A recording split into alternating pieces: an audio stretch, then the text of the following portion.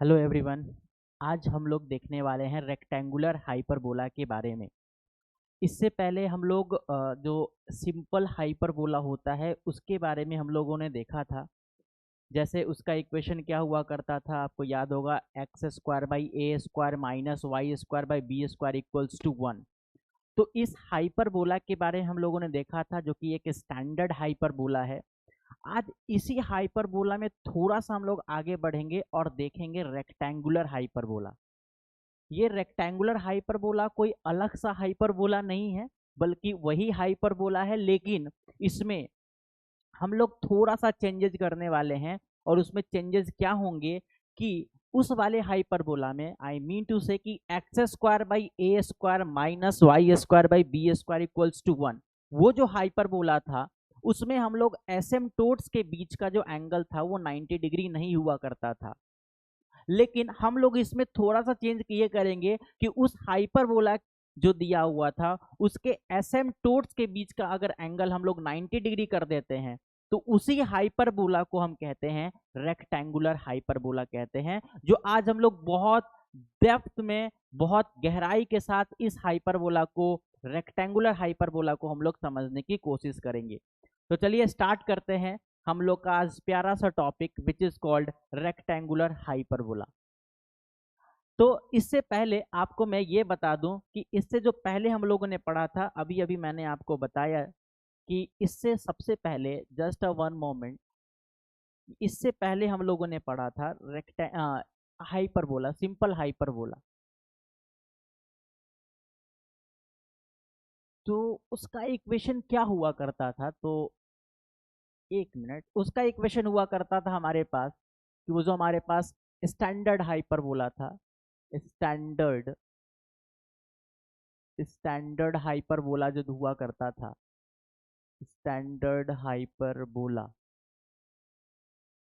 उस वाले हाइपरबोला में आपको याद होगा मैंने ये बात डिस्कस किया था कि उस वाले हाइपरबोला में जो इक्वेशन हुआ करता था x square by a square minus का y square by b square equals to 1, ये हमारा स्टैंडर्ड हाइपरबोला था। इसके बारे में हम लोग जानते हैं। तो जस्ट अ वन मोमेंट, बस हम लोग इसके बारे में छोटे से पॉइंट बता दें कि इसमें हम लोगों ने पहला पॉइंट जाना था कि बी स्क्वायर इक्वल्स टू क्या होता है। इसमें हम लोगों ने देखा था कि बी स्क्वायर इक्वल्स टू होता है ए square times E square minus 1, ये हम लोगों ने जाना था। लेकिन रेक्टेंगुलर हाइपरबोला की जब मैं बात करता हूं रेक्टेंगुलर हाइपरबोला की, रेक्टेंगुलर रेक्टेंगुलर हाइपरबोला की जब मैं बात करता हूं, रेक्टेंगुलर हाइपरबोला रेक्टेंगुलर हाइपरबोला की जब मैं बात करता हूं, तो उस केस में क्या हो जाएगा, उस केस में क्या होगा कि दोनों एसिम्पटोट्स के बीच का एंगल कितना डिग्री हो जाएगा, 90 डिग्री। या फिर इसी चीज को आप ऐसे भी बोल सकते हैं, वही सेम चीज को आप ऐसे भी बोल सकते हैं कि length of semi semi transverse semi transverse axis, जिसको हम लोग स्मॉल ए से डिनोट करते हैं, वो इक्वल हो जाएगा length of semi conjugate length of semi conjugate conjugate axis, जिसको हम लोग स्मॉल बी से डिनोट करते हैं। मतलब यहाँ पर ये सिंपली करना है कि ए जो होगा वो किसके इक्वल होगा, बी के इक्वल होगा। अगर ए की वैल्यू बी के वैल्यू के इक्वल है, इसी चीज को हम लोग कहते हैं, इसी चीज को हम लोग क्या कहते हैं, इसी चीज को हम लोग कहते हैं रेक्टेंगुलर हाइपरबोला। इसी चीज को हम लोग कहते हैं रेक्टेंगुलर हाइपरबोला। मेरी बात समझ पा रहे हैं? अगर ऐसा बात है तो उस टाइम पर इक्वेशन कैसा दिख रहा होगा, तो उस टाइम पर हमारे पास इक्वेशन दिखेगा, उस टाइम पर हमारे पास इक्वेशन दिखेगा रेक्टेंगुलर हाइपरबोला की कुछ ऐसा, x square by a square minus y square by b, जो कि ए के इक्वल है, तो वहां से इक्वेशन दिख रहा होगा x square by a square minus y square by a square equals to 1। इस बात का ये मतलब इसका इक्वेशन कैसा आ रहा होगा, एक्स स्क्वायर माइनस का y square equals to a square. ये जो इक्वेशन है ये इक्वेशन किसका हो गया, ये इक्वेशन है रेक्टेंगुलर हाइपरबोला की। ये इक्वेशन किसकी है, रेक्टेंगुलर हाइपरबोला की, रेक्टेंगुलर हाइपरबोला की। तो ये जो इक्वेशन है यही इक्वेशन है रेक्टेंगुलर हाइपरबोला की। तो यहाँ पर स्टैंडर्ड हाइपरबोला का इक्वेशन था x square by a square minus y square by b square equals to 1, और यहाँ पर जो इक्वेशन है x square minus y square equal to a square, ये हमारे पास है रेक्टेंगुलर हाइपरबोला। तो स्टैंडर्ड हाइपरबोला और रेक्टेंगुलर हाइपरबोला में बस ये अंतर होता है कि रेक्टेंगुलर हाइपरबोला में जो सेमी ट्रांसवर्स एक्सिस का जो लेंथ है वो सेमी कॉन्जुगेट एक्सिस के लेंथ के क्या हो जाता है, इक्वल हो जाता है। सबसे नंबर 1 पॉइंट। इसमें आगे अगर हम बढ़ेंगे तो याद होगा कि इसका ग्राफ, आपको याद होगा जब हम लोगों ने स्टैंडर्ड हाइपरबोला जब पढ़ा था तो वहां पर भी हम लोगों ने ग्राफ बनाया था। तो यहाँ पर किस तरीके का ग्राफ दिख रहा होगा, तो सबसे पहले हम लोग इसको देखने की कोशिश करेंगे। तो यहाँ पर आपके पास ये वाई एक्सिस है और ये आपके पास यहाँ पर एक्स एक्सिस है, और यहाँ पर ये आपके पास कुछ इस तरीके से ग्राफ बनता था। यहाँ पर कुछ इस तरीके से हम लोग ड्रॉ करते थे, यहाँ पर भी इसी तरीके से हम लोग यहाँ ड्रॉ करेंगे, और ग्राफ कुछ इस तरीके से बन रहा था। यहाँ पर कुछ इस तरीके के एसिम्पटोट्स हुआ करते थे। आपको याद होगा कि इस तरीके से हमारे पास दो लाइनें होती थी इस तरीके से, और एक यहाँ पर इस तरीके से ग्राफ हुआ करता था जिसको हम लोग कहते थे एसिम्पटोट्स कहते थे, और हमारा ग्राफ कुछ इस तरीके से बनता था। आपको अगर याद है तो इस तरीके से ग्राफ बनता था। तो यहाँ पर इस तरीके से कुछ ग्राफ बनता है ना, this is not good.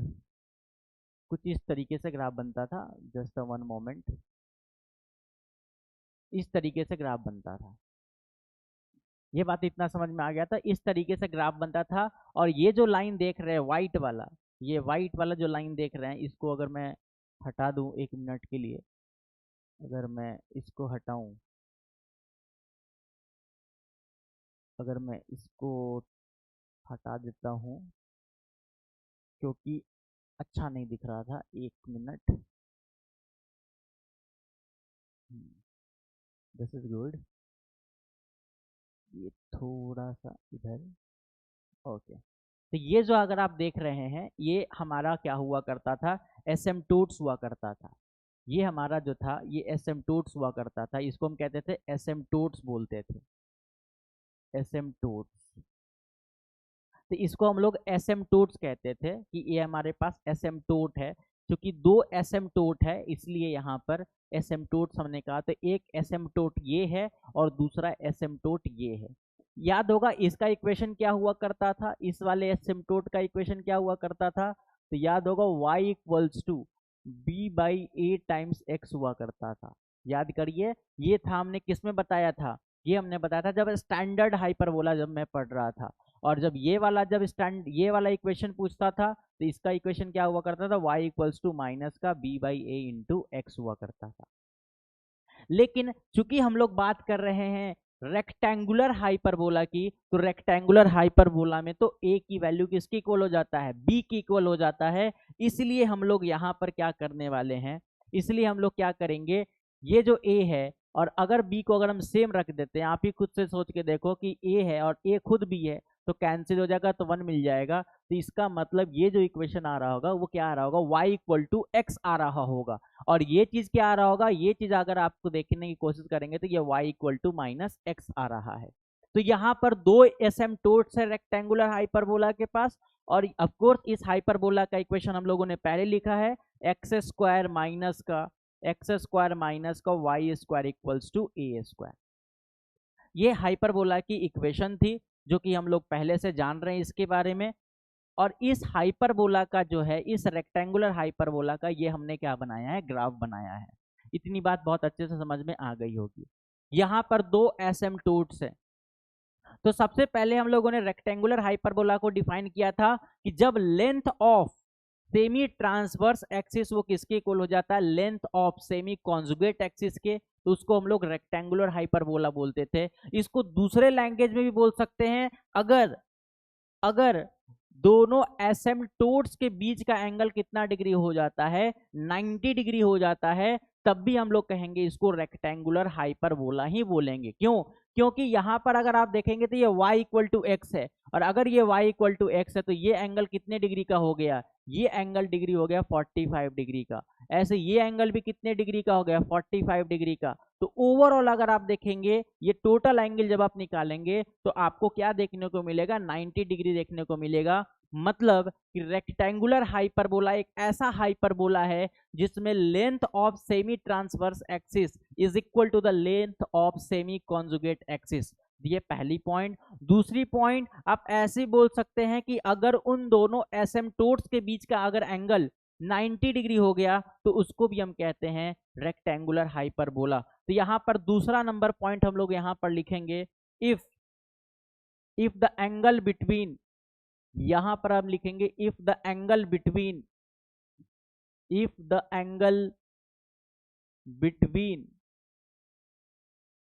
To asymptotes, if the angle between asymptotes,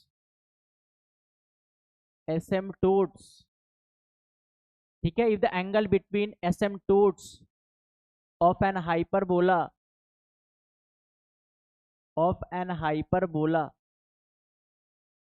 is 90 degree, then an hyperbola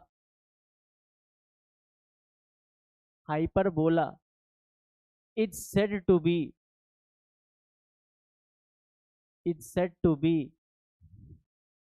rectangular hyperbola. उस टाइम पर इसको क्या कहेंगे हम लोग, रेक्टेंगुलर हाइपरबोला कहेंगे। ये पहली बात। दूसरा, ये तो दूसरी बात है, पहली बात तो मैंने बता दिया आपको। एक छोटा सा पॉइंट ये आपको याद रखना है, कि अगर आप यहाँ पर ये चूंकि हाइपरबोला ही है, तो अगर मैं पूछूं इसका इसेंट्रिसिटी कितना है, तो अगर हम इसेंट्रिसिटी निकालने का फॉर्मूला आपको याद होगा कि बी स्क्वायर इक्वल्स टू क्या होता है, ए स्क्वायर इंटू का ई स्क्वायर माइनस 1। तो अगर आप यहाँ पर b के जगह a ही लिखेंगे तो a square equals to a square into क्या हो गया, ई स्क्वायर माइनस 1। ये ए स्क्वायर से ए स्क्वायर कैंसिल हो जाएगा और ई स्क्वायर इक्वल्स टू 2 हो जाएगा। तो e की वैल्यू जो आएगी कितनी आएगी, √2 आएगी। तो यहाँ पर ये समझने का चीज है, यहाँ पर आपको ये समझना है कि अगर रेक्टेंगुलर हाइपरबोला है तो रेक्टेंगुलर हाइपरबोला में जो इसेंट्रिसिटी होता है वो इसेंट्रिसिटी कितना होगा, वो इसेंट्रिसिटी आपके √2 होता है। ये आपको यहाँ पर इंपॉर्टेंट लाइन है जो कि आपको समझ के रखना है। इतनी बात क्लियर है। अब इसी चीज को, इसी ग्राफ को अगर हम देख रहे हैं ध्यान से, अगर इसी ग्राफ को अगर हम ध्यान से देखेंगे तो ये आपको पता है पहले से, ये क्या है आपके लिए, ये था ट्रांसवर्स एक्सिस। आपको याद होगा इसको हम बोलते हैं ट्रांसवर्स एक्सिस, और आपको याद होगा इसको हम लोग क्या कहते हैं, इसको कहते हैं कॉन्जुगेट एक्सिस। और इसी पर हमारे पास एक पॉइंट होता है जिसका कोऑर्डिनेट होगा क्या, 0, a। ऐसे यहाँ पर जो कोऑर्डिनेट होगा उसका क्या होगा, 0, -a। ऐसे यहाँ पर ये जो पॉइंट है, ये पॉइंट का कोऑर्डिनेट कितना होगा, a, 0, और इस पॉइंट का कोऑर्डिनेट कितना होगा, तो -a, 0। तो ये रेक्टेंगुलर हाइपरबोला जब स्टैंडर्ड हाइपरबोला किए थे तो आपको याद होगा कि इसको हम लोग वर्टेक्स बोलते हैं। ये आपके पास जो है, ये आपके पास सेंटर है, सेंटर का कोऑर्डिनेट 0, 0 होता है। ये 0, a है ना, ये आपके पास 0, a है, और ये आपके पास जो पॉइंट है इसको मैंने b' बोल दिया। ये जो पॉइंट था इसको हम लोगों ने a बोल दिया, ये जो पॉइंट है इसको हम लोगों ने a' बोल दिया। तो a और a' हमारे पास क्या है, वर्टेक्स है। b और b' भी क्या है, कोई दो पॉइंट है y एक्सिस पर, या फिर हम ऐसा कह सकते हैं कॉन्जुगेट एक्सिस पर सच दैट कि जो डिस्टेंस है बी का ओरिजिन से वो कितना है, बी है, या सेंटर से जो डिस्टेंस है कितना है, बी है। तो ये बात हम लोगों ने पहले जाना था। मुझे ये बस बताना था आपको कि ये जो ग्राफ मैंने बनाया अभी आपके लिए, ये जो अभी हमने ग्राफ बनाया है, इस ग्राफ को अगर आप ध्यान से देखें, अगर इस ग्राफ को अगर आप ध्यान से देखेंगे, अगर हम इस ग्राफ को ऐसा करें कि अगर मैं इसको फिर से एक बार बना के दिखाता हूँ जो सो दैट कि आपको और अच्छे से दिखे। अगर आप ध्यान से देखेंगे यहाँ पर, तो जैसे अगर हम यहाँ पर ग्राफ बनाया था, कुछ इस तरीके से ग्राफ बना था कि ये वाई एक्सिस है, ये इस तरीके से हम लोगों ने ग्राफ बनाया था, और यहाँ पे ऐसे करके ग्राफ कुछ इस तरीके से बन रहा था। इस तरीके से ग्राफ बना था हमारा रेक्टेंगुलर हाइपरबोला की। लेकिन मुझे ये बतानी है कि अगर ये आपके पास कौन सा एक्सिस था, पहले तो ये बता दीजिए आप। ये आपके पास एक्स एक्सिस था, ये आपके पास क्या था, वाई एक्सिस था। अब थोड़ा सा ध्यान से समझेंगे, अगर हम इसको और अच्छे फॉर्म में लिखना चाहते हैं, ये फॉर्म भी बहुत अच्छा है, बहुत खराब फॉर्म नहीं है। X square minus y square equal to a square बहुत ही शानदार फॉर्म है। लेकिन अगर मैं क्या करूं इसको, कि अगर मैं एक्सिस को रोटेट कर दूं, एक्सिस को क्या कर दूं, अगर मैं रोटेट कर देता हूं, तो अगर मैं एक्सिस को रोटेट कर दूं इस तरीके से, क्लॉकवाइज रोटेट कर देता हूं, क्लॉकवाइज मैं रोटेट कर देता हूं 45 डिग्री से। तो अगर हम वाई एक्सिस को रोटेट कर रहे हैं, मतलब पूरे एक्सिस को रोटेट कर रहे हैं इन क्लॉकवाइज डायरेक्शन 45 डिग्रीज में, बड़े ध्यान से समझिएगा। अगर हम 45 डिग्री से रोटेट करेंगे तो ये जो लाइन है, ये जो यहाँ पर जो लाइन है, ये लाइन कहाँ पहुंच जाएगा, ये लाइन आपको यहाँ पहुंच जाएगा अगर हम 45 डिग्री से रोटेट कर दे तो। और ये जो लाइन आप देख पा रहे हैं, ये जो लाइन देख पा रहे हैं, ये जो आपके पास y axis sorry x axis है, ये एक्स एक्सिस जो होगा ये यहाँ पहुंच जाएगा। तो ये वाई एक्सिस यहाँ बन गया, आ गया नया, और ये आपके पास नया एक्स एक्सिस सो कॉल्ड कह देते हैं कि नया एक्स एक्सिस क्या है, कैपिटल एक्स है। और जब इस वाई एक्सिस को जब मैंने 45 डिग्री से रोटेट कराया तो नया वाई एक्सिस मैंने क्या कह दिया, कैपिटल वाई। अब थोड़ा सा ध्यान से देखें, अगर इसको सीधा करके देखेंगे, अगर आप इसको सीधा करके देखेंगे तो ये आपके पास कैपिटल वाई था, ये आपके पास कैपिटल एक्स था। तो ये आपको कहीं ना कहीं यहाँ देखने को मिलेगा, और इसके जस्ट तीसरा मतलब इधर इधर आपको देखने को मिलेगा। मतलब इस तरीके से कैपिटल एक्स और कैपिटल वाई नया एक्सिस के रेस्पेक्ट में, न्यू एक्सिस के रेस्पेक्ट में यही हाइपरबोला कुछ इस तरीके का दिख रहा होगा। जब हम इस हाइपरबोला को, जब इस हाइपरबोला के वाई एक्सिस को, मतलब एक्सिस को अगर हम रोटेट करा देते हैं 45 डिग्री से इन क्लॉकवाइज डायरेक्शन, तो यही ग्राफ कुछ इस तरीके का लुक दिख रहा होगा, यही लुक दे रहा होगा। उस टाइम पर ये जो नया एक्स एक्सिस है और जो न्यू आई वाई एक्सिस है, ये किसका काम करेगा, एसिम्प्टोट का काम करेगा। यहाँ पर जो एसिम्प्टोट का काम कौन कर रहा था, y equal to x and y equal to minus x. लेकिन यहाँ पर दोनों एक्सिस जो होंगे वो किसका काम करेगा, वो किसका काम करेगा, वो एसिम्प्टोट का काम करेगा। तो हम लोग इस वाले में क्या करने वाले हैं, हम लोग इसमें करने वाले हैं एक्सिस को रोटेट करने वाले हैं।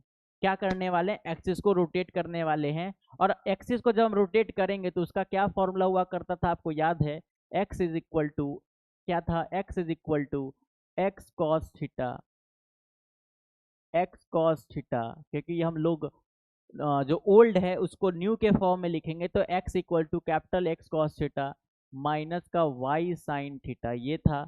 और ओल्ड y कोऑर्डिनेट निकालने के लिए क्या फॉर्मूला था, तो ये फॉर्मूला था capital capital y cos theta plus capital x sign theta. ये हमारे पास x की वैल्यू होती है। ये आपको याद होगा कि अगर स्मॉल x जो कि ऑड वाला है, ऑड कह रहा हूँ, ओल्ड वाला, ये ओल्ड के लिए ये कुछ फॉर्मूला हुआ करता था, आपको याद होगा।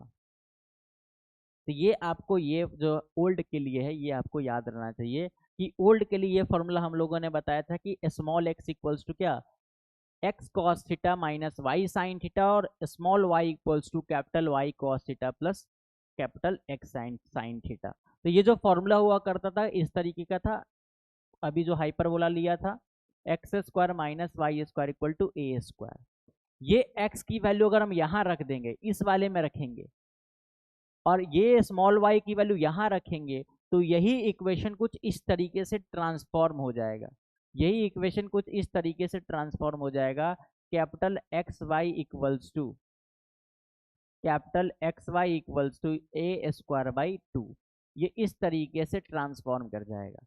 अगर आप यहाँ पर इस स्मॉल एक्स की वैल्यू यहाँ रख देते हैं, स्मॉल वाई की वैल्यू यहाँ रख देते हैं, जब आप इसको मैनिपुलेट करेंगे तो आपको देखने को मिलेगा capital x y equals to क्या, ए स्क्वायर बाई टू देखने को मिलेगा।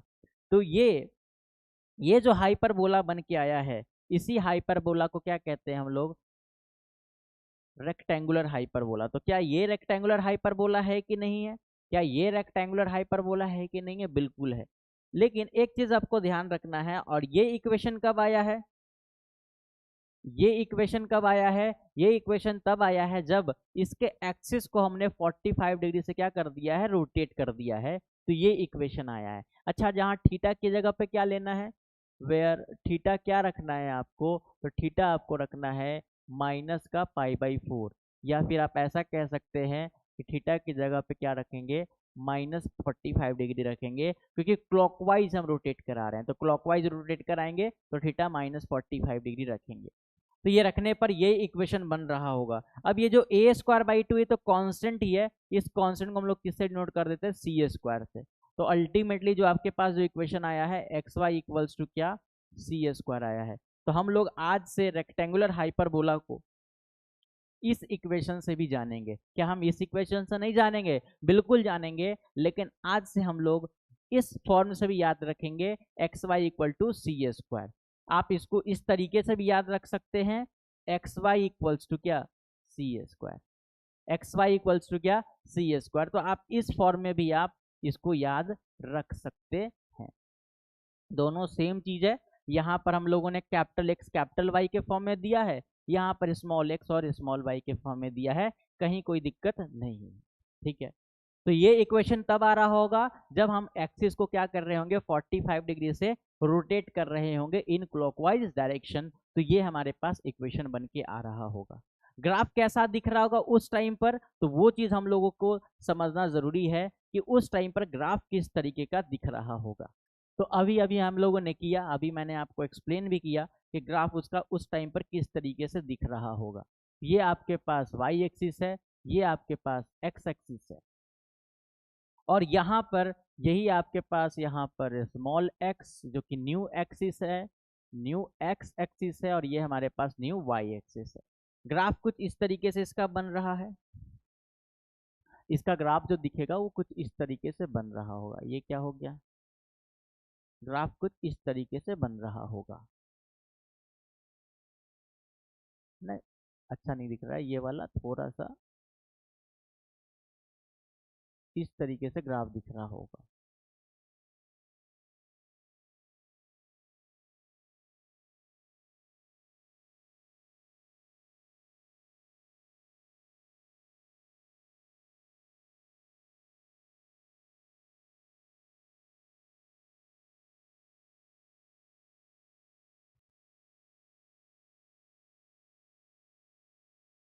इसका ग्राफ कुछ ऐसे दिख रहा होगा।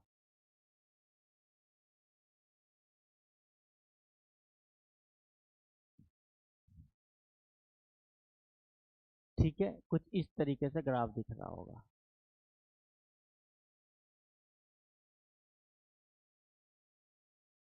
ये आपके पास वाई एक्सिस है, और ये आपके पास जो था न्यू एक्स एक्सिस था। ये कुछ ग्राफ इस तरीके से दिख रहा होगा, और ये यहाँ पर ये जो दोनों लाइन है, ये जो दोनों लाइन हम लोगों ने ड्रॉ किया, ये हमारे पास क्या है, ये एसिम्प्टोट है ना। ये हमारे पास क्या है, सॉरी एसिम्प्टोट कह रहा हूँ, ये हमारे पास क्या है, एक्सिस है, ये ट्रांसवर्स एक्सिस है, और ये हमारे पास क्या है, कॉन्जुगेट एक्सिस है। ये कुछ इस तरीके से दिख रहा होगा। अब आपको पता है पहले से, ये जो पॉइंट दिख रहा है, ये पॉइंट क्या है, वर्टेक्स है। अगर आप ध्यान से देखने की कोशिश करेंगे तो जब आप इसको रोटेट कराए होंगे तो ये कहाँ चला हो गया, ये यहाँ पर पहुँच गया होगा, है ना। ये वाला जो है ये आपको कहाँ पहुँच गया है, ये जो आपके पास, याद कीजिए यहाँ पर कुछ था, है ना, ये अगर आप देखेंगे ये एसिम्पटोट हुआ करता था, ये एसिम्पटोट क्या बन गया, एक्सिस। और ये जो वाई एक्सिस ये किसका काम कर रहा होगा, एसिम्पटोट का काम कर रहा होगा, तो ये इधर बन गया है, तो ये एसिम्पटोट हो गया है आपके पास। तो यही चीज़ यहाँ पर मैंने बताया है कि ये ट्रांसवर्स एक्सिस का काम कर रहा है। और यहाँ पर ये जो आपके देखने को मिल रहा है, ये जो आपके पास ये किसका काम करेगा, एसिम्पटोट का काम करेगा। ये आपके पास एसिम्पटोट है और ये भी आपके पास क्या है, एसिम्पटोट है। और ये जो है ये तो कुछ ऐसे बन गया। और अगर आप देखेंगे ये जो लाइन था, है ना, ये जो आपके पास जो ये किसका काम कर रहा था, ये आपका जो था आपका एसिम्पटोट था। जब ये रोटेट करेगा तो ये क्या बन गया, ये एसिम्पटोट है। ये चूंकि ये यहाँ से यहाँ आ चुका है। और ये जो था ये किसका काम कर रहा था, और ये अगर आप देखने की कोशिश करेंगे तो अगर आप इसको देखेंगे ध्यान से अगर, तो ये आपके पास जो था पहले से जो बना हुआ है आपके पास, क्या बना हुआ था, ये देखेंगे यहाँ पर, इस चीज़ को देखिए, ये चीज़ है ना, ये जो ग्राफ है आपके पास, ये ग्राफ जो था ये किसका काम कर रहा था, ये वर्टेक्स था कि नहीं था।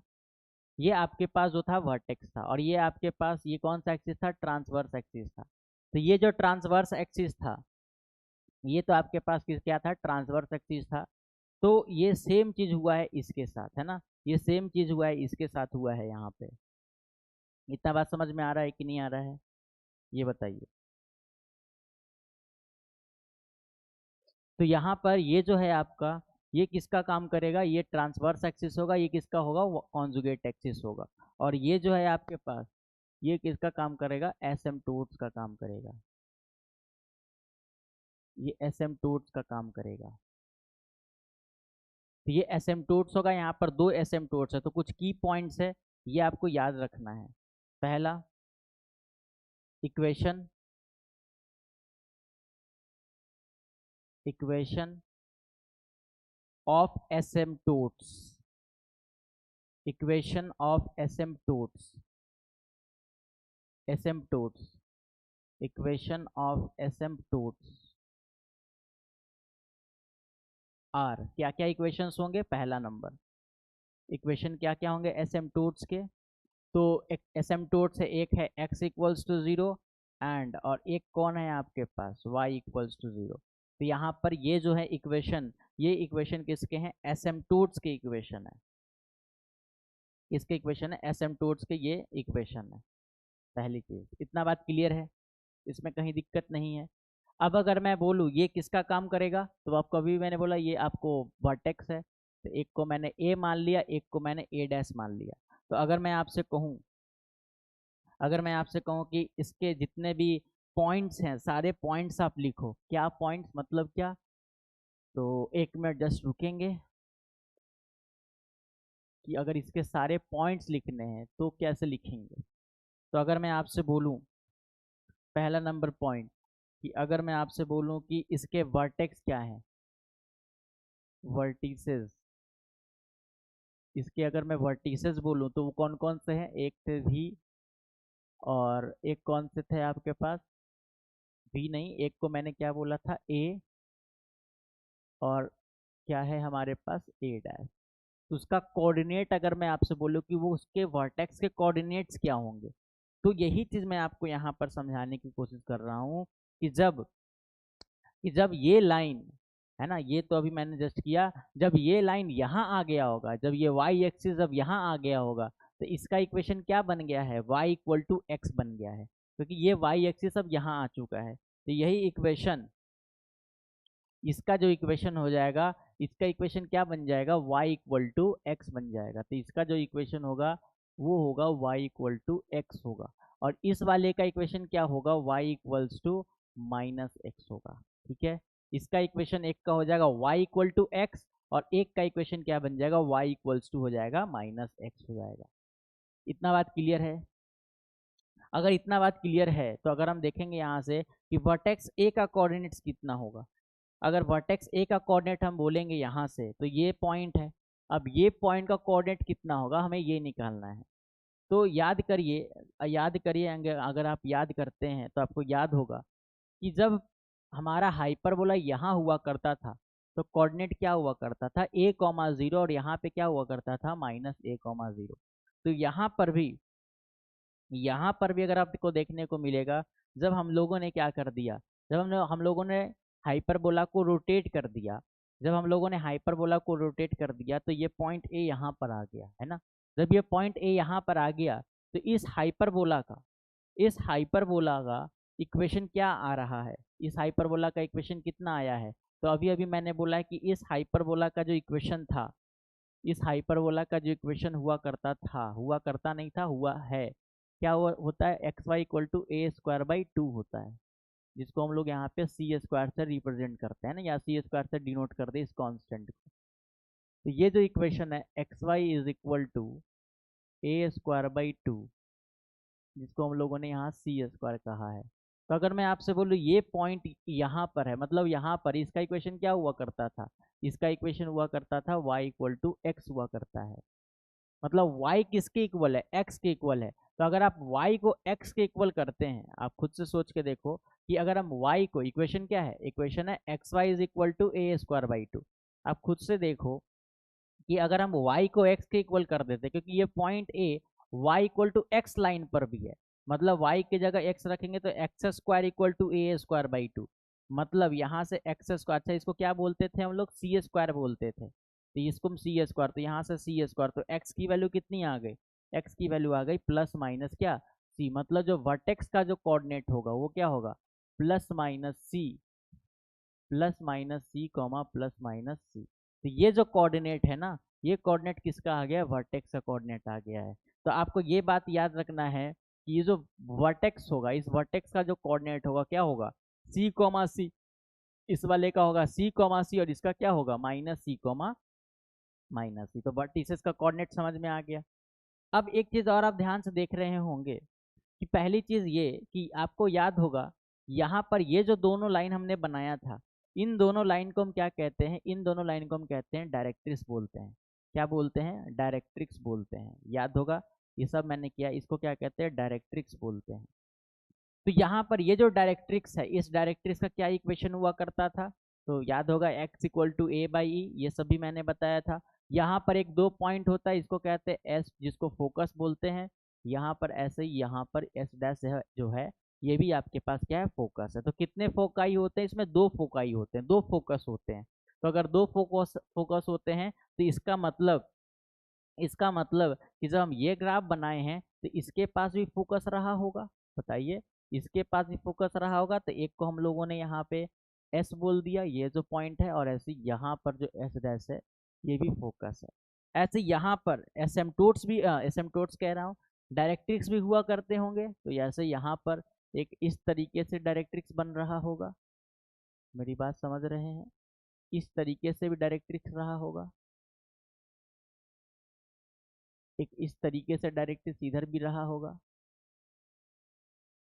तो यहाँ पर भी दो डायरेक्ट्रिक्स होंगे जो कि हम लोग यहाँ पर, और ऑफ कोर्स ये दोनों जो होंगे आपस में क्या होंगे, पैरेलल होंगे, है ना, यहाँ पर ये जो होंगे ये क्या होंगे, पैरेलल होंगे, ठीक है।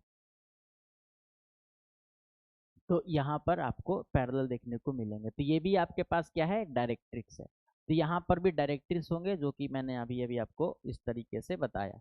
खैर, तो अभी हम लोग यहाँ पर फोकाई की अगर मैं बात करूँ, अगर मैं इस पर फोकाई की बात करूँगा तो फोकाई कितने होंगे, मतलब फोकाई, तो फोकाई यहाँ पर भी दो होंगे, एक है एस और एक कौन है आपके पास, एस डैश।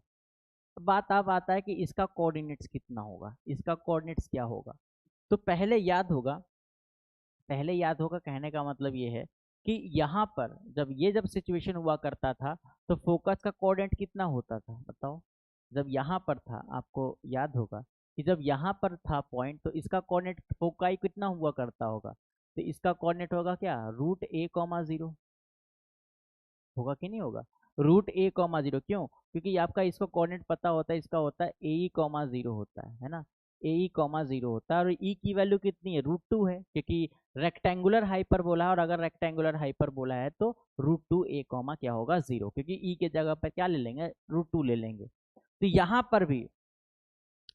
पर भी जो रहा होगा सिचुएशन वो वही रहा होगा, यहाँ पर भी जो सिचुएशन लेंगे हम लोग वो सिचुएशन तो सेम ही है ना, तो यहाँ पर जब हम हाइपरबोला में देखने की कोशिश करेंगे, यहाँ पर रेक्टेंगुलर हाइपरबोला में ये वाले सिचुएशन में, तो यहाँ पर भी जो लेंथ रहा होगा, क्योंकि अगर आप देखेंगे यहाँ ध्यान से कि यहाँ से लेकर के यहाँ तक का जो लेंथ है, यहाँ से यहाँ तक का जो लेंथ है, अभी अभी हम लोगों ने यहाँ पे ड्रॉ किया, यहाँ से लेकर के यहाँ तक का जो लेंथ हो कितना, यहाँ पर √2a है, मतलब यहाँ से यहाँ तक का लेंथ √2a है। तो यहाँ पर भी जो यहाँ से लेकर के यहाँ तक का जो लेंथ रहा होगा कितना रहेगा, √2a रहेगा। और ये 45 डिग्री है ना, ये 45 डिग्री है। तो अगर ये 45 डिग्री है तो s का कोऑर्डिनेट कितना रहा होगा, कितना रहेगा? तो हम लोग क्या करेंगे, √a cos 45 कर लेंगे। √a cos 45 कर लेंगे तो क्या होगा, ये लेंथ निकल जाएगा, है ना, ये लेंथ निकल जाएगा, क्योंकि ये लेंथ जो है आपके पास √2a है। ठीक है, तो ये हमारे पास हो जाएगा √2a cos 45 डिग्री। तो √2a cos 45 degree, √2a cos 45 degree, cos 45 degree कितना होता है, cos 45 डिग्री होता है 1/√2। तो यहाँ पर 1/√2, यहाँ भी √2a √2। तो अगर आप देखेंगे तो √2 से √2 कैंसिल, यहाँ भी √2 से √2 कैंसिल, तो ये आपके पास आ रहा है a, क्या आ जाएगा, a, आ जाएगा। अब ये a आ रहा है और a की वैल्यू कितनी है, तो याद होगा हम लोग इक्वेशन जो बात कर रहे हैं, ये जो इक्वेशन की हम लोग बात कर रहे हैं xy = c²। तो अगर हम यहाँ से a निकालेंगे तो हमें पहले से पता है यहाँ पर कि c² जो है वो किसके इक्वल है, a²/2 की इक्वल है। तो यहाँ से अगर हम a निकालेंगे तो a² क्या हो गया, 2c²। तो a की वैल्यू कितनी हो जाएगी, प्लस माइनस का √2c हो जाएगा, होगा कि नहीं होगा? तो यहाँ से हम करेंगे तो आ जाएगा प्लस माइनस का √2c, प्लस माइनस √2c। तो ये जो कोऑर्डिनेट है, ये कोऑर्डिनेट किसका हो जाएगा, फोकाई का हो जाएगा। तो फोकाई का जो कोऑर्डिनेट आ रहा होगा वो कुछ इस तरीके से आ रहा होगा। तो ये सब फॉर्मूला है जो कि हमें याद रखना है ना, ये सब हमें याद करके रखना है। तो ये कोऑर्डिनेट हो जाएगा किस चीज़ का, फोकाई का कोऑर्डिनेट हो जाएगा plus minus √2c, plus minus √2c।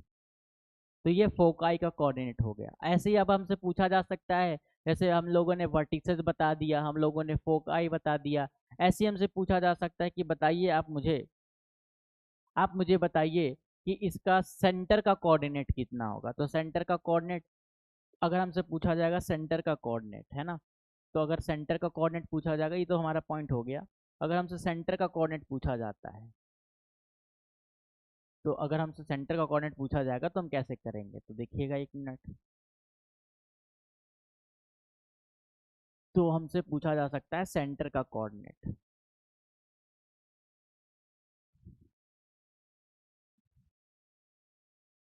हमसे पूछा जा सकता है सेंटर का कोऑर्डिनेट बताइए। तो तीसरा नंबर पॉइंट कि सेंटर क्या होगा, सेंटर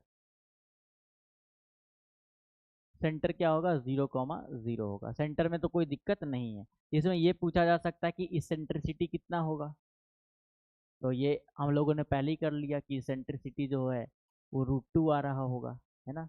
ये जो इसेंट्रिसिटी होगा वो कितना आ जाएगा, √2 आ जाएगा। तीसरा बात अब पूछा जा सकता है कि इक्वेशन बताओ, डायरेक्ट्रिसेस का बताओ कि इक्वेशन क्या होगा, इक्वेशन ऑफ, अच्छा इससे पहले लेंथ अगर मैं पूछूं आपसे कि length of transverse axis, length of transverse axis, ये पूछा जा सकता है। तो लेंथ ऑफ ट्रांसवर्स एक्सिस क्या हुआ करता था, 2a। लेंथ तो चेंज नहीं कर रहा होगा ना। अब a की जगह पर क्या लिख सकते हैं हम लोग, a की जगह क्या लिख सकते हैं, तो a की जगह पर चूंकि हम लोग सब c के टर्म में लिखे हुए हैं, तो हम लोगों ने बताया था a की जगह √2c होता है, तो कितना हो जाएगा, 2√2c। ये हमसे अगर पूछा जाए कि इसका लेंथ कितना होगा ट्रांसवर्स एक्सिस का, तो ट्रांसवर्स एक्सिस का जो लेंथ होगा वो हो जाएगा 2√2c। तो ये भी हमें याद रखना है कि लेंथ ऑफ ट्रांसवर्स एक्सिस ये है। ऐसे हमसे पूछा जा सकता है कि लेंथ ऑफ कॉन्जुगेट एक्सिस कितना है, तो ये तो हम लोग इसी में लिख सकते हैं कि लेंथ ऑफ कॉन्जुगेट एक्सिस, क्योंकि जो एक्सिस का जो लेंथ होता है, जो ट्रांसवर्स एक्सिस का जो लेंथ होता है वही लेंथ किसका होता है, वही लेंथ जो होता है कॉन्जुगेट एक्सिस का भी होता है। तो दोनों चीज को हम सेम मान सकते हैं, ठीक है, मान नहीं सकते, होगा। अब तीसरी बात ये हो गया। अब हमसे पूछा जा सकता है कि बताओ डायरेक्ट्रिक्स का क्या इक्वेशन है। तो ये भी अब हम लोग यहाँ पर कर लेते हैं कि अगर हमसे पूछा जाता है कि इक्वेशन बताओ, इक्वेशन ऑफ डायरेक्ट्रिसेस आर, डायरेक्ट्राइसिस का क्या इक्वेशन होगा। तो अगर हम इसके बारे में पूछा जाता है, तो अगर हम ध्यान से देखें इस ग्राफ को, तो यहाँ पर अभी अभी मैंने बताया था कि ये कुछ इस तरीके से होता है ना।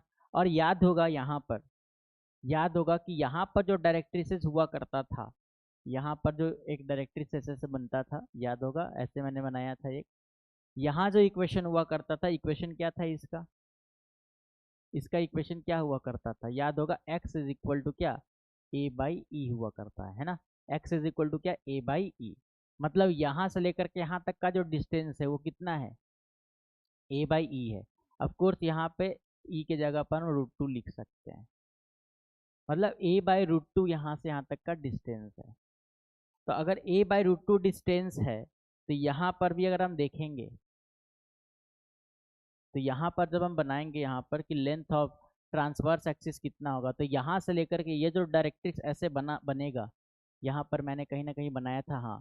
तो यहाँ से लेकर के यहाँ यहाँ तक का डिस्टेंस कितना हो जाएगा, यहाँ से लेकर के यहाँ तक का जो डिस्टेंस होगा ये भी ए बाई √2 ही होगा, है ना। ये भी क्या होगा, ए बाई √2 ही हो रहा होगा। मेरी बात समझ रहे हैं। अब ये आपको पहले से पता है कि ये किसके पैरेलल है, ये किसके पैरेलल है। तो ये जो है आपका, ये जो पैरेलल है किसके पैरेलल है, y equal to minus x के पैरेलल है। ऐसे ये वाला भी जो है किसके पैरेलल है, y equal to minus x के ही पैरेलल है। मतलब कि ये वाला जो इक्वेशन रहा होगा इसमें क्या रहेगा, इसमें ये y equal to minus x का टर्म तो रहेगा ही, मतलब बस कांस्टेंट का डिफरेंस रहेगा। तो यहाँ पर अगर आप देखेंगे ये जो पॉइंट है, ये पॉइंट क्या है ना, ये पॉइंट क्या है। तो अभी अभी मैंने बताया a बाई √2 था। तो मतलब यहाँ से लेकर के यहाँ तक का डिस्टेंस कितना रहेगा, a बाई √2। और ये कितना डिग्री है बताओ, 45 डिग्री है। तो मेरी बात समझ रहे हो मैं क्या बोल रहा हूँ। ये आपके पास a बाई √2 डिस्टेंस है, और यहाँ पर ये एंगल 45 डिग्री है। तो जब हम यहाँ पे करेंगे cos 45 डिग्री रखेंगे तो ये लेंथ निकल रहा होगा, है ना, ये लेंथ निकल रहा होगा। तो मैं लिख नहीं रहा हूँ, मैं यहाँ पे कर दे रहा हूँ। तो ये आ जाएगा a/2। ये हमारे पास क्या आ गया, a/2 आ गया। मतलब ये जो डिस्टेंस है ना वो a/2 है। तो ये जो पॉइंट है, ये जो पॉइंट है, इस पॉइंट का कोऑर्डिनेट कितना रहेगा, इस पॉइंट का कोऑर्डिनेट रहेगा a/2 a/2 रहेगा, है ना। a/2 a/2 रहेगा।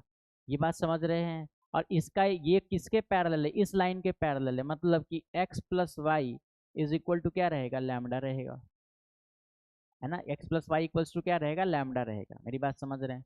तो यहाँ से a/2 और a/2 दोनों इस लाइन पर है, मतलब सेटिस्फाई करेगा। तो लैम्डा की जगह पर क्या लिख सकते हैं हम लोग, a लिख सकते हैं। मतलब लैम्डा की जगह हम लोग a लिख सकते हैं। और a की वैल्यू कैसे कैसे निकलता है, तो √2c आता है प्लस माइनस। मतलब जो डायरेक्ट्रिक्स का जो इक्वेशन होगा वो क्या होगा, x plus y equal to plus minus √2c हो जाएगा। आई होप ये बात आपको समझ में आया होगा कि डायरेक्ट्रिक्स का जो इक्वेशन होगा वो होगा x plus y is equal to plus minus √2c आ रहा होगा। ये डायरेक्ट्रिक्स का इक्वेशन है। तो ये बात आपको इतना समझ में आ गया कि वर्टिसेस कैसे निकालते हैं रेक्टेंगुलर हाइपरबोला में, रेक्टेंगुलर हाइपरबोला में फोकाई कैसे निकालते हैं, फोकाई का कोऑर्डिनेट याद रखेंगे, plus minus √2c plus minus √2c, ये फोकाई का कोऑर्डिनेट होगा। फिर अगर मैं बोलूँ सेंटर का कोऑर्डिनेट कितना होता है, तो 0,0 होता है। अगर मैं आपसे बोलूँ कि इसेंट्रिसिटी कितना होता है, तो √2 होता है। अगर हमसे आपसे पूछे लेंथ ऑफ ट्रांसवर्स एक्सिस कितना होगा, तो 2√2 होता है। इक्वेशन ऑफ डायरेक्ट्रिसेस कितने होते हैं, तो x plus y equal to plus minus √2c होता है। तो आई होप इतना बात आपको समझ में आ गया होगा। अब हम लोग क्या करते हैं, हम लोग एक छोटा सा और चीज देख सकते हैं इसमें, इस हाइपरबोला में, कि ये जो है आपके पास, ये जो था ये एक्सिस था हाइपरबोला का, है ना, ये हाइपरबोला का एक्सिस है। तो ये जो हाइपरबोला का जो एक्सिस है, ये जो हाइपरबोला का क्या है, एक्सिस है, ये क्या कर रहा है, ये हाइपरबोला का जो एक्सिस है वो इन दोनों जो एसिम्पटोट्स है, एसिम्पटोट्स का ये एंगुलर बाइसेक्टर है, क्योंकि ये टोटल एंगल 90 डिग्री है ना, ये टोटल एंगल 90 डिग्री और ये बाइसेक्ट कर रहा है। तो ये एक छोटा सा बहुत ही प्यारा सा नोट है, इसको भी आप लोग लिख लेंगे, है ना, इसको भी हम लोग लिख लेते हैं। तो इस पॉइंट को भी आप लोग नोट कर लीजिए। तो यहाँ पर एक और नोट है, इसको हम लोग यहाँ पे लिख लेते हैं, तो जो ज़्यादा टाइम नहीं लगेगा, उसके बाद हम लोग क्वेश्चंस को डिस्कस करेंगे, क्वेश्चन समझेंगे। ठीक है, तो ये हमारे पास एक छोटा सा नोट है कि क्या था नोट, कि axis of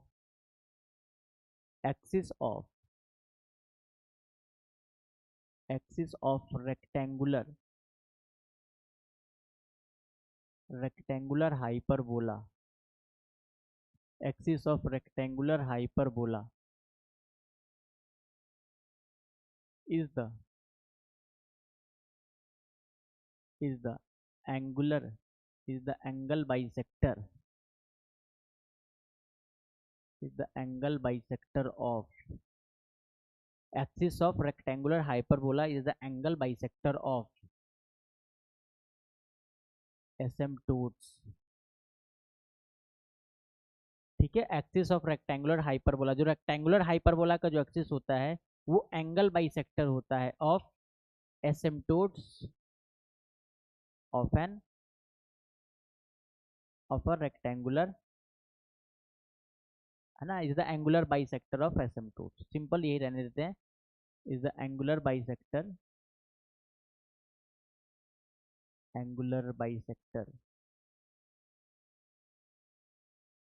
is the angular bisector of asymptote।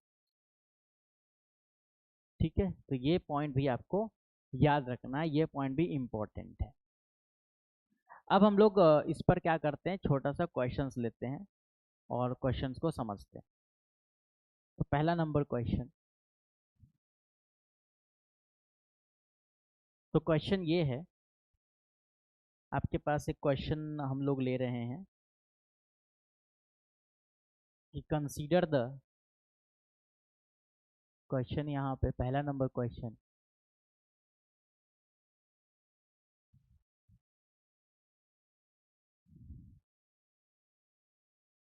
Question number first, consider consider the consider the hyperbola,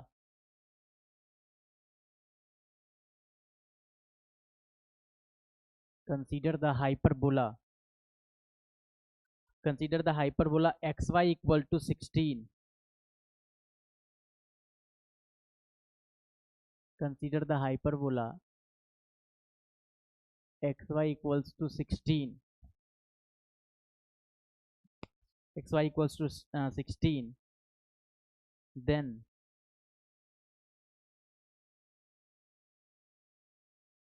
find the following, then find the following, find the following, पहला number, then find the following,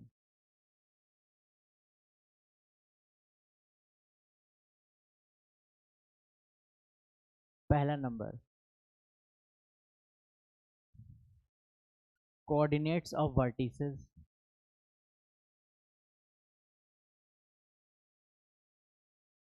coordinates of vertices,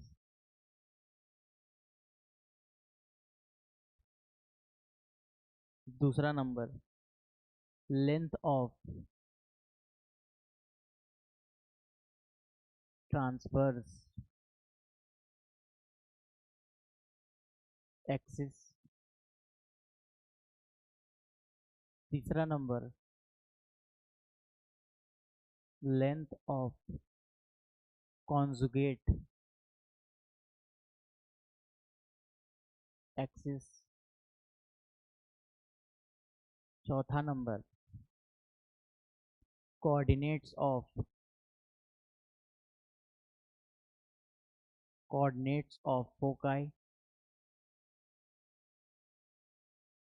पांचवा number, length of latus rectum.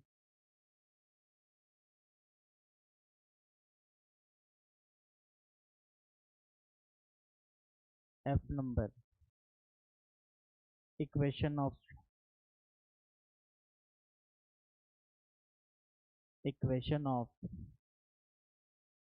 To directrices.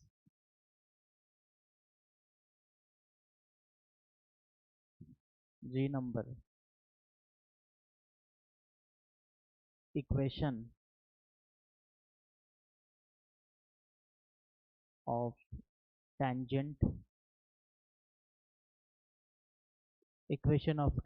at 2,8। H number, equation of normal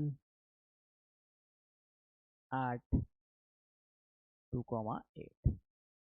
तो these are the questions, और हमें इसको ही क्या करना है, solve करना है। तो पहला नंबर हमारे पास है कोऑर्डिनेट्स ऑफ हमें पता करना है वर्टिसेस। इक्वेशन है एक्स वाई इक्वल टू 16। तो अगर इक्वेशन है एक्स वाई इक्वल्स टू 16, मतलब ये किसकी वैल्यू है, ये है ए स्क्वायर बाई 2 की वैल्यू है, राइट। या फिर आप ऐसा भी कह सकते हैं कि किसकी वैल्यू है, ये सी स्क्वायर की वैल्यू, मतलब सी स्क्वायर इक्वल्स टू कितना है, 16। तो सी की वैल्यू कितनी है, +-4 है।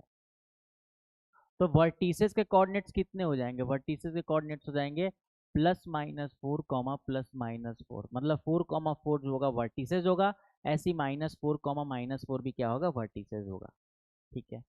लेंथ ऑफ ट्रांसवर्स एक्सिस, याद होगा लेंथ ऑफ ट्रांसवर्स एक्सिस का क्या आया था, लेंथ ऑफ ट्रांसवर्स एक्सिस की बात करेंगे तो क्या था, 2a था, 2a। तो 2a और a के जगह पर क्या लिखा था हम लोगों ने, याद होगा √2c होगा, है ना, √2c। तो फॉर्मूला पूरा बना था 2√2c बना था, 2√2c, और c के जगह पर कितना आया, 4 आया है। तो मतलब हम लोग कह सकते हैं कितना आ जाएगा, ये आ जाएगा 8√2 आ जाएगा, 8√2। ऐसे ये भी कितना होगा, 8√2 हो जाएगा, क्योंकि ट्रांसवर्स एक्सिस और कॉन्जुगेट एक्सिस आपस में क्या होते हैं, सेम होते हैं।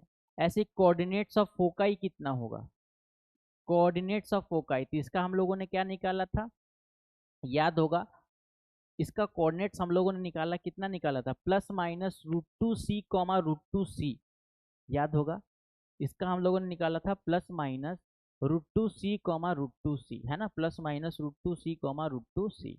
तो ये हमारे पास था +-√2c, और c की वैल्यू कितनी थी, 4, मतलब हम लोग लिख सकते हैं +-4√2, +-4√2। तो ये हमारे पास था कोऑर्डिनेट्स ऑफ फोकाई था। Length of latus rectum, very very important, length of latus rectum, याद करिए लैटस रेक्टम का क्या फॉर्मूला हुआ करता था, ये हुआ करता था 2b² हुआ करता था, है कि नहीं है।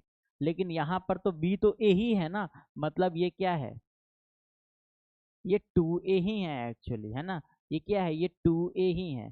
तो 2a और a की वैल्यू कितनी हुआ करती थी, तो a की वैल्यू हम लोगों ने निकाला था यहाँ से, a की वैल्यू क्या थी, याद करिए c² इक्वल्स टू a² 2 था। तो a की वैल्यू क्या होगी, √2c होगी, है कि नहीं है। तो 2a मतलब 2√2c, मतलब कितना, 2√2c, और c की वैल्यू कितनी, 4। तो ये कितना हो गया, 8√2 हो गया। मतलब लेंथ ऑफ लैटस रेक्टम जो रहेगा वो क्या रहेगा, 8√2 ही रहेगा, ठीक है, ये बात भी याद रहेगा। उसके बाद आता है इक्वेशन ऑफ टू डायरेक्ट्राइसेस। तो इक्वेशन ऑफ टू डायरेक्ट्राइसेस कितना हो जाएगा, इक्वेशन ऑफ टू डायरेक्ट्राइसेस क्या इक्वेशन था, x + y is equal to ± कितना था, √2c था, है ना, प्लस माइनस क्या था, √2c। तो प्लस माइनस था √2c था, √2c, और c की वैल्यू कितनी है, 4। तो क्या हो जाएगा, +-4√2। तो x + y equals to plus minus कितना हो जाएगा, 4√2 आ जाएगा। टेंजेंट का इक्वेशन कितना होता है, तो टेंजेंट का इक्वेशन जो होता है वो होता है t इक्वल्स टू 0 होता है, याद है? टेंजेंट का इक्वेशन क्या था? t equals to 0। और इक्वेशन क्या है आपके पास? X y equals to 0। तो t को हम क्या लिख सकते हैं? t को कैसे लिखेंगे हम लोग? तो t को लिखेंगे हम लोग किस तरीके से? x1y प्लस xy1 बाई कितना 2 माइनस का 16 इक्वल्स टू 0, ऐसे ही करते हैं ना, याद होगा। तो x1 की जगह क्या लिखेंगे? 2 लिखेंगे, तो 2y प्लस कितना 8y 8x बाई 2 माइनस का 16 इक्वल्स टू 0। तो ये कितना हो गया आपके पास? 4x plus y minus 16 equal to 0। तो ये किसका इक्वेशन हो गया? ये हो गया हमारे पास टेंजेंट का इक्वेशन हो गया। किसका इक्वेशन हो गया? टेंजेंट का। और अगर हमसे नॉर्मल का इक्वेशन पूछा जाता तो नॉर्मल का इक्वेशन क्या हो जाएगा? तो इसका जस्ट हम लोग उल्टा करते हैं, है ना? याद है ना? टेंजेंट का यहाँ पर क्या सिंपली कर देंगे हम लोग, ये हमारे पास हो जाएगा x माइनस कितना 4y। x माइनस कितना हो जाएगा? 4y हो जाएगा ना, क्योंकि स्लोप वहाँ पर -4 है, तो यहाँ पर क्या होना चाहिए? 1/4 होना चाहिए। x माइनस 4y और यहाँ पर वैल्यू रख देंगे तो ये कितना आ जाएगा? 2 रखेंगे तो 2 माइनस 8 4 32, है ना? तो यहाँ 2 हो गया, 8 4 32 मतलब कितना? -30।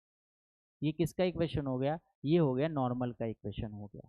तो इस तरीके से रेक्टेंगुलर हाइपरबोला पे, ये चूंकि एक्चुअली आपको पहले से पता है कि ये फॉर्मेट जो था रेक्टेंगुलर हाइपरबोला का था, है ना? ये जो हाइपरबोला था एक्चुअली ये रेक्टेंगुलर हाइपरबोला है। तो इसमें मतलब हम लोगों ने इतना देर से किया है तो कहीं ना कहीं हमें पता है ना कि रेक्टेंगुलर हाइपरबोला है, मुझे बोलने की जरूरत नहीं थी ये चीज़, है ना?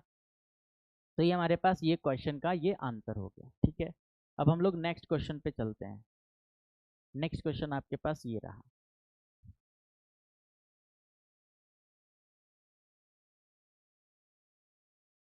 नेक्स्ट क्वेश्चन,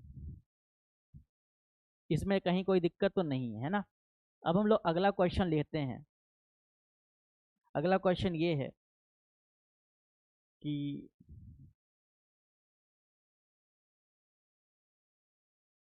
एक क्वेश्चन है, question number 2, find find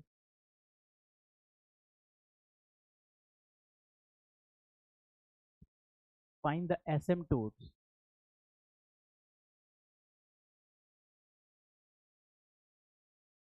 find the एसिम्पटोट्स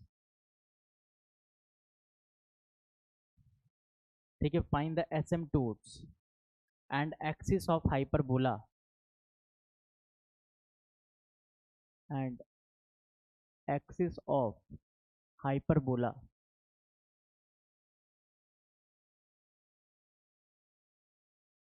and axis of hyperbola having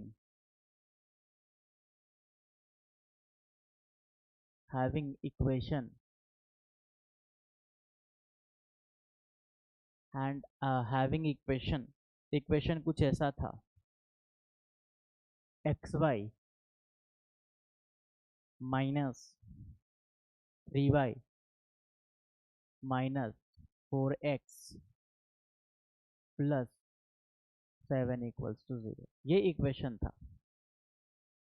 तो ये इक्वेशन दिया हुआ था, तो पहले से बोल दिया गया एक ऐसा इक्वेशन है, मतलब कैसा ये कर्व है, तो ये कर्व दे दिया गया है। ये कर्व जो है आपके पास हाइपरबोला है। क्या है? हाइपरबोला है।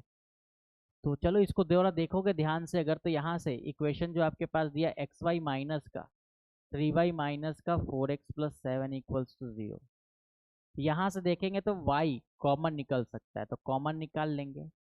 ऐसी -4 और यहाँ पर x और यहाँ पर -3 निकला है ना, यहाँ पर देखेंगे तो y के बगल में, y के ब्रैकेट में x -3 है। तो यहाँ से अगर तुम यहाँ से -4 कॉमन ले लेते हो और x -3 बना लेते हो, और ये जो +7 इसको तुम इधर भेज दिया मतलब -7, तो तुम देखोगे कि ये हम लोगों ने xy तो ठीक था, -3y भी ठीक था, -4x भी ठीक था, लेकिन +12 हम लोगों ने अपने मन से किया है, तो यहाँ पर +12 हम लोग कर लेते हैं, तो दोनों तरफ मैच कर जाएगा। इससे फ़ायदा ये हो गया कि यहाँ भी x-3 और यहाँ पर भी x-3, तो हम लोग क्या कर सकते हैं, x-3 कॉमन ले सकते हैं। अगर ये x माइनस थ्री कॉमन लेंगे तो ये हो गया y minus four equals to ये 5 हो गया।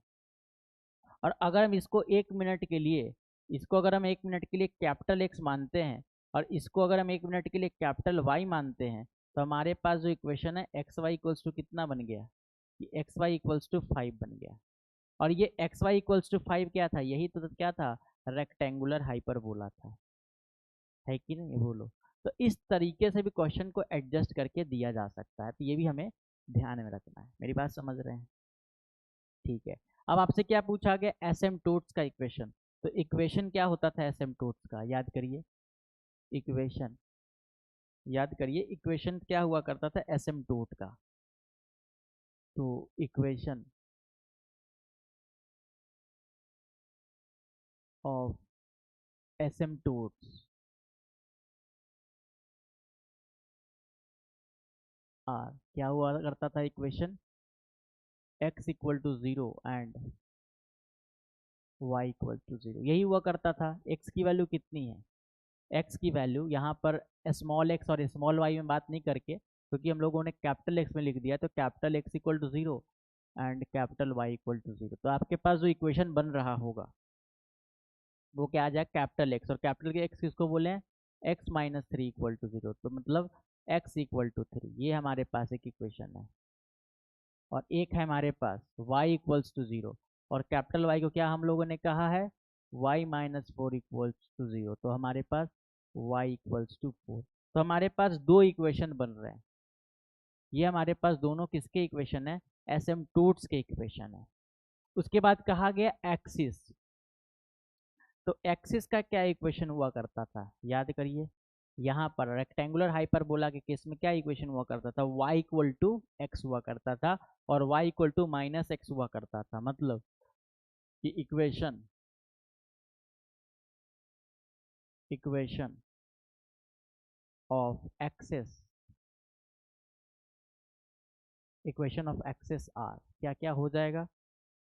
तो हमारे पास इक्वेशन क्या क्या था बताओ, y equal to plus minus x, है ना, y equals to plus minus x, ये हमारे पास हाइपर एक्सिस के इक्वेशंस थे। तो यहाँ पे कैपिटल Y, तो कैपिटल Y क्या दिया हुआ है, कैपिटल Y था हमारे पास y minus four plus minus capital X कितना दिया है, x माइनस थ्री। तो अगर हम प्लस ले लें एक बार और एक बार हम लोग माइनस ले लें, तो ये एक्सिस का इक्वेशन आ जाएगा, और यहाँ पे कितना आ जाएगा, y equal to x plus one, और यहाँ पर आ जाएगा y equals to minus x, और वो प्लस फोर उधर चला गया तो कितना आ जाएगा, seven.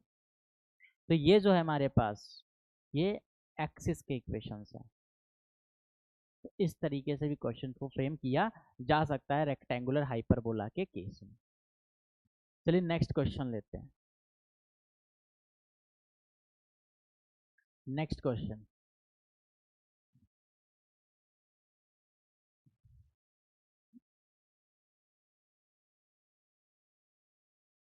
Question number 3। if if the circle if the circle x square plus y square equals to a square intersects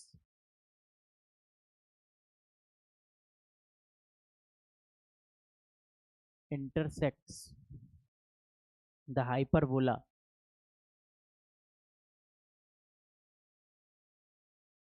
intersects the hyperbola xy equals to c square, x y equals to c square, मतलब कोई hyperbola है x y equal to c square, उसको कौन intersect कर रहा है, circle जो intersect कर रहा है इन फोर पॉइंट्स, इन फोर पॉइंट, चार पॉइंट पर इंटरसेक्ट कर रहा है, इन फोर पॉइंट्स, पॉइंट्स दिया है आपके पास, point P x one comma y one, Q x two comma y two, ठीक है, ऐसे ही आर x3 कॉमा y3 कुछ पॉइंट्स दिया हुआ है, और ऐसे ही हमारे पास and S s4 comma y4। ठीक है, देन कुछ ऑप्शंस दिए हुए हैं आपको। तो option number A is summation xi where I vary from 1 to 4 is equals to 0. Option number B, summation I equals to 1 to 4 yi equals to 0. Option number C, pi I equals to 1 to 4 xi c to the power 4.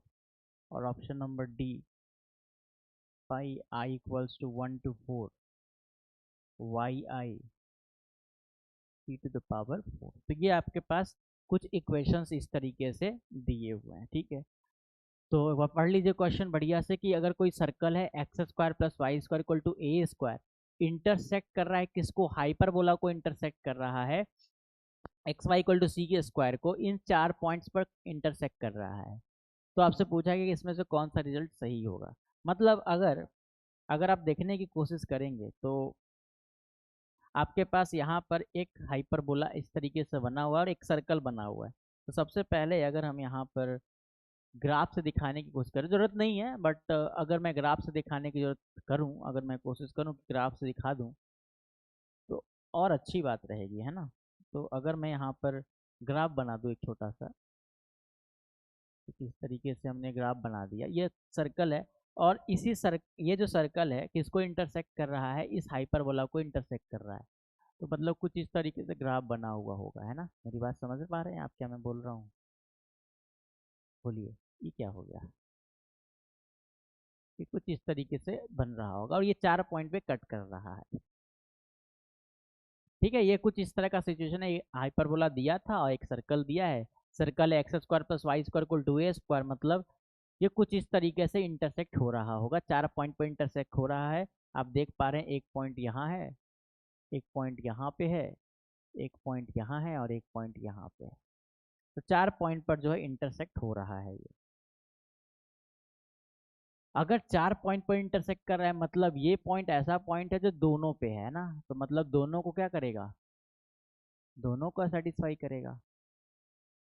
ये दोनों को क्या कर रहा होगा, satisfy कर रहा होगा। तो इक्वेशन क्या था आपके पास, इक्वेशन था आपके पास एक्स स्क्वायर प्लस का, है ना, एक्स स्क्वायर प्लस का y square equals to a square, और यहाँ पर जो आपके पास दिया है x y is equal to c square. तो हम यहाँ से क्या करते हैं, वाई निकाल लेते हैं, वाई निकाल लेंगे तो क्या होगा, सी स्क्वायर बाई एक्स, और ये जो y की वैल्यू है इसमें जाके रख देंगे। तो अगर हम यहाँ रख देते हैं अगर, तो हमारे पास इक्वेशन बनेगा एक्स स्क्वायर प्लस वाई की जगह ये रख देंगे सी स्क्वायर बाई एक्स, इसका क्या whole square equals to a square, है ना। मेरी बात समझ रहे हैं मैं क्या बोल रहा हूँ। क्योंकि अगर x square plus y square equal to a square और x y equal to c square है, इन दोनों को हम सॉल्व करेंगे हम, तो यहाँ पर कितने पॉइंट्स मिलेंगे, 4 पॉइंट मिलेंगे। और वही 4 पॉइंट तो दिया है यहाँ पर पी क्यू आर एस, मतलब x1 x2 x3 x4, 4 roots होंगे इस इक्वेशन के, क्योंकि यहाँ पर x में एक बाई क्वाड्रेटिक इक्वेशन बन रहा है। तो यहाँ पर अगर आप देखेंगे ध्यान से तो ये x square plus c s का पावर 4 बाई एक्स का square equal to a square. तो यहाँ से अगर आप सॉल्व करेंगे तो हो जाएगा एक्स की पावर 4 माइनस का क्या ए स्क्वायर एक्स की पावर 2 अब प्लस का सी की पावर 4 इक्वल टू 0। ये जो इक्वेशन आया है, ये इक्वेशन कैसे आया है, खुद से सोचो। ये इक्वेशन कैसे आया है, ये इक्वेशन तब आया है जब हमने इन दोनों इक्वेशन को सॉल्व किया है। इन दोनों को हमने सॉल्व किया है तो x में एक बाई क्वाड्रेटिक इक्वेशन मिल रहा है, मतलब x के कितने वैल्यूज आएंगे, 4 वैल्यूज आएंगे, और अगर x के 4 वैल्यूज आएंगे तो y के भी कितने वैल्यूज आएंगे, 4 वैल्यूज आएंगे, और वही चारों x की वैल्यू और चारों y की वैल्यू मिला करके 4 पॉइंट्स बने हैं।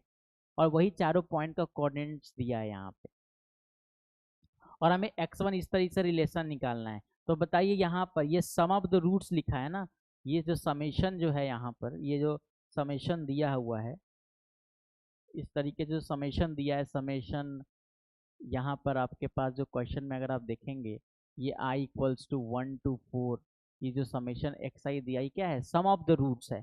और सम ऑफ द रूट्स का क्या फॉर्मूला होता है, बोलिए, माइनस बी बाई ए होता है। अब माइनस बी बाई ए होता है मतलब यहाँ तो एक्स क्यू का टर्म ही नहीं है, मतलब ये जीरो मिल रहा है। तो ये ऑप्शन ए क्या है हमारे लिए, ये ऑप्शन ए जो है हमारे लिए क्या है, सही है।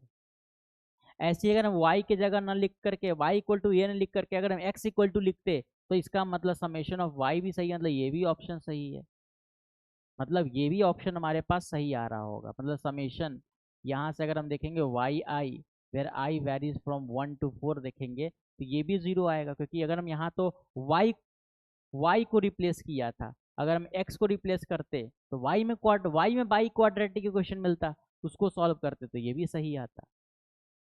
और ये प्रोडक्ट है, तो प्रोडक्ट का क्या फॉर्मूला होता है, प्रोडक्ट अगर मैं बोलूँ आपसे, i equals to 1 to 4 x i, product of the roots क्या होता है, तो प्रोडक्ट ऑफ द रूट्स क्या होता है, बोलिए बोलिए, कांस्टेंट बाई कोफिशिएंट होगा ना, ऑफ जो बिगेस्ट पावर होगा। तो यहाँ पर c की पावर 4 है, और यहाँ पे कोफिशिएंट जो है x की पावर 4 का जो कोफिशिएंट 1 है, तो c की पावर 4, तो ये भी ऑप्शन क्या है हमारे लिए, सही है। और ऐसे ये भी क्या होगा, सही होगा। तो इसके चारों ऑप्शंस क्या हैं, सही हैं, ठीक है, इसके चारों ऑप्शंस क्या हैं, सही है। चलिए नेक्स्ट क्वेश्चन लेते हैं।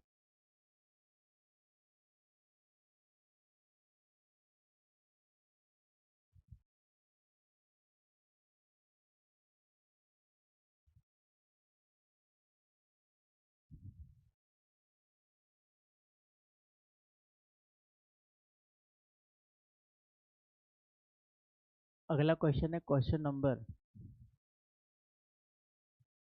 3 था, 4।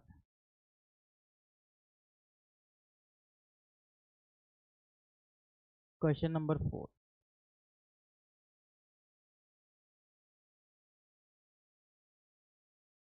Prove that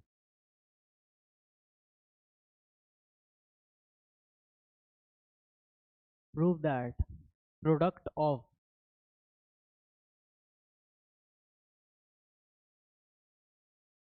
prove that product of parameters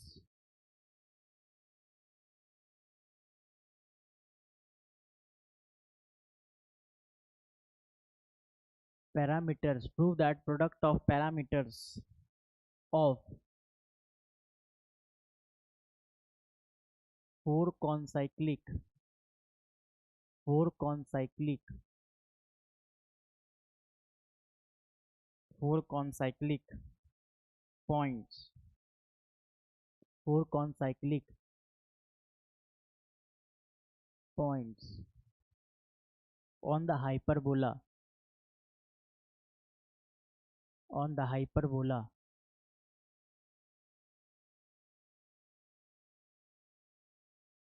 product of four prove that the product of four parameters of four concyclic points on the hyperbola is 1।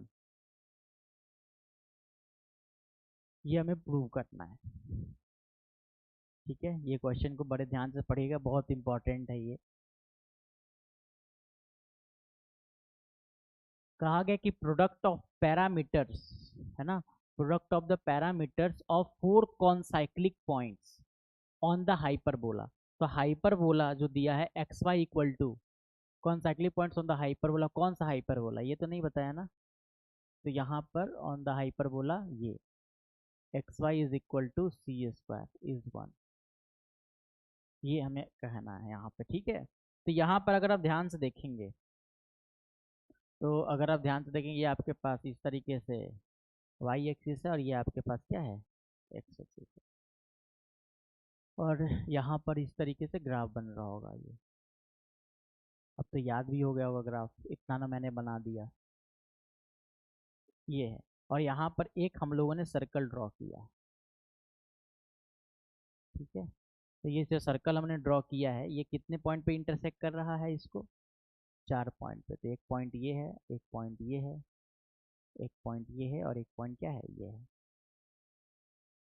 तो ये जो चारों पॉइंट है ना, ये चारों के चारों पॉइंट एक ही सर्कल पर है। ये चारों के चारों पॉइंट क्या है, एक ही सर्कल पर है। इसका मतलब ये चारों के चारों पॉइंट कैसे हैं, कौन साइक्लिक पॉइंट्स है। तो कौन साइक्लिक पॉइंट्स मतलब क्या होता है, कौन साइक्लिक पॉइंट्स मतलब क्या,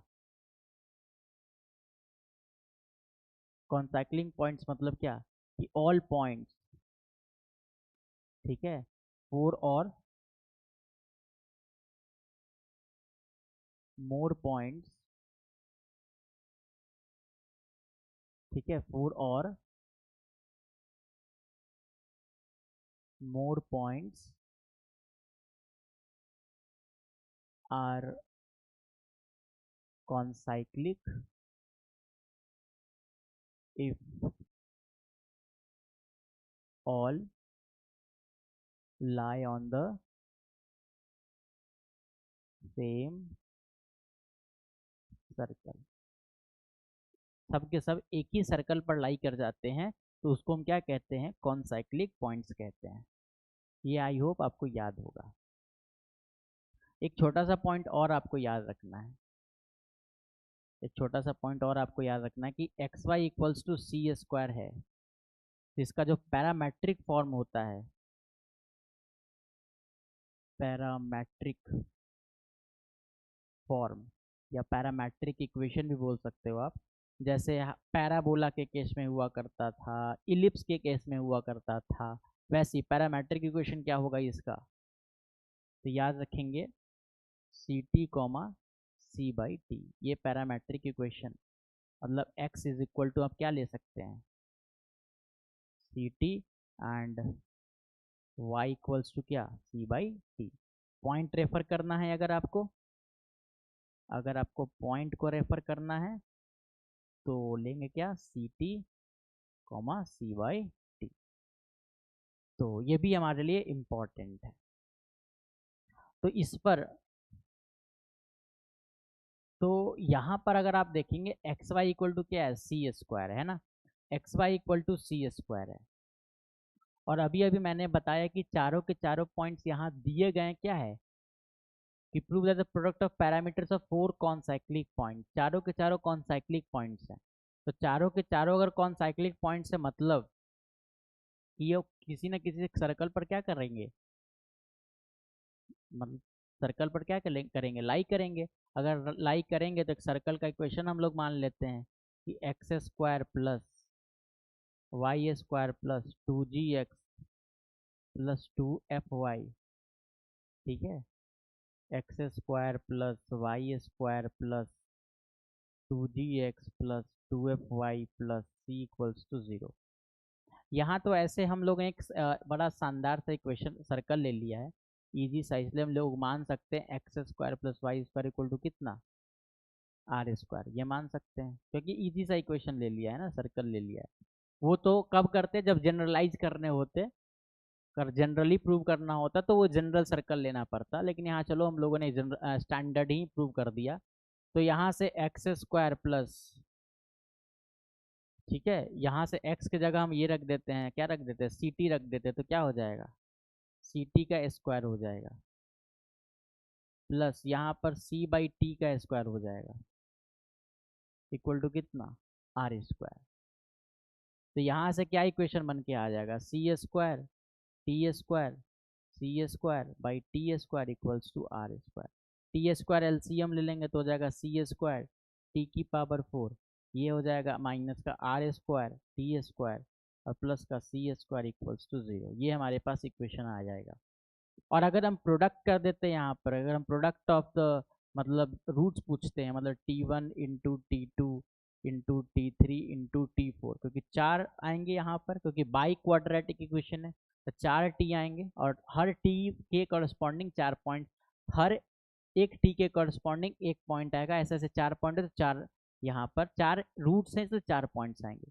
तो ये क्या होता है, प्रोडक्ट ऑफ द रूट्स, तो कितना हो जाएगा c square by C square, और सी स्क्वायर बाई सी स्क्वायर की वैल्यू कितनी होती है 1। मतलब यहाँ पर हम कह सकते हैं कि T1 into T2 into T3 into T4 की वैल्यू क्या आएगी, 1 आएगी। तो ये 1 आ रहा है, इस बात का क्या मतलब हुआ, ये आपको इम्पोर्टेंट है, ये आपको याद रखना है कि अगर चारों के चारों पॉइंट्स क्या होंगे, अगर चारों के चारों पॉइंट्स कॉन्साइक्लिक पॉइंट्स अगर हैं, चारों के चारों पॉइंट्स अगर कॉन्साइक्लिक पॉइंट्स हैं, तो जो भी पैरामीटर्स है, ये जो T1 T2 ये सब जो पैरामीटर्स है, ये जो पैरामीटर्स का जो प्रोडक्ट होगा ना वो 1 आएगा। तो ये इम्पोर्टेंट बात है, तो ये बात भी आपको क्या करना है, याद रखना है। ठीक है, ये बहुत ही अच्छा क्वेश्चन था।